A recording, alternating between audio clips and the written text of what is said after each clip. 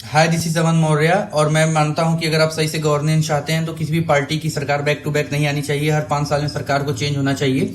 तो देखिए, लोग बोलेंगे कि उससे कुछ ज्यादा अंतर तो आएगा नहीं, वो लोग तब पर भी काम नहीं करेंगे। तो देखिए, काम तो वो ऐसे भी नहीं कर रहे हैं। बट देखिए, बैक टू बैक जब सरकार आती है तो होता क्या है कि जो गवर्नमेंट के अंदर अधिकारी काम कर रहे होते हैं तो उसमें देखिए कुछ गवर्नमेंट के फेवरेट अधिकारी भी होते हैं। तो जब वो देखते हैं कि बार बार वही गवर्नमेंट आती है तो उनके लिए भ्रष्टाचार करना ज्यादा आसान हो जाता है। बट अगर 5 साल में हर बार पार्टी चेंज होती रहेगी तो जो ऑफिसर हैं, जैसे कि जो आईएएस ऑफिसर या तो जो अन्य ऑफिसर जो कि सरकार के फेवरेट होते हैं, तो क्योंकि अब सरकार चली गई है तो दूसरी सरकार जब आएगी तो उनके फेवरेट ऑफिसर आएंगे। तो इससे क्या होगा कि जो बेईमानी और भ्रष्टाचार का रेशियो है वो पहले से थोड़ा कम होगा। और दूसरा आप देखेंगे कि जो हमारे कुछ पोस्ट होते हैं वो 6 सालों के लिए होते हैं। जैसे कि इलेक्शन कमिश्नर का पोस्ट होता है, और क्या कहते हैं, कॉम्प्ट्रोलर एंड ऑडिटर जनरल का पोस्ट होता है, और जो स्टेट होता है उसमें स्टेट पब्लिक सर्विस कमीशन का पोस्ट होता है, और अन्य भी पोस्ट वो 6 सालों के लिए होता है। तो अब जैसे आप एग्जांपल लीजिए कि कोई पार्टी ए है और कोई पार्टी बी है। तो पार्टी ए किसी को comptroller and auditor general of India बना देती है, तो इलेक्शन कमिश्नर बना देती है, ठीक है।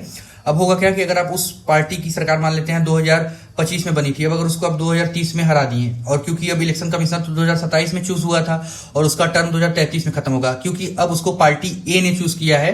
तो जब 2030 में आप पार्टी बी की सरकार बना देंगे तो वो पार्टी ए का एहसान चुकाने के लिए तो पार्टी बी की जो सरकार बनी है उसके ऊपर कड़ी और पैनी नजर रखेगा। तो इससे होगा कि पार्टी बी वाला उस 3 साल के पीरियड में बेईमानी नहीं कर पाएगा। और अब जब पार्टी बी वाला अपना सीएजी बनाएगा या तो अपना क्या कहते हैं इलेक्शन कमिश्नर बनाएगा, तो आप पार्टी सी की सरकार बना दीजिए, तो सी वाला 3 साल में भ्रष्टाचार कम कर पाएगा। मतलब क्योंकि नजर बढ़ जाएगी ना comptroller and auditor general of India की और इलेक्शन कमिश्नर की, तो इससे देश को हेल्प होगा। So this is my personal opinion.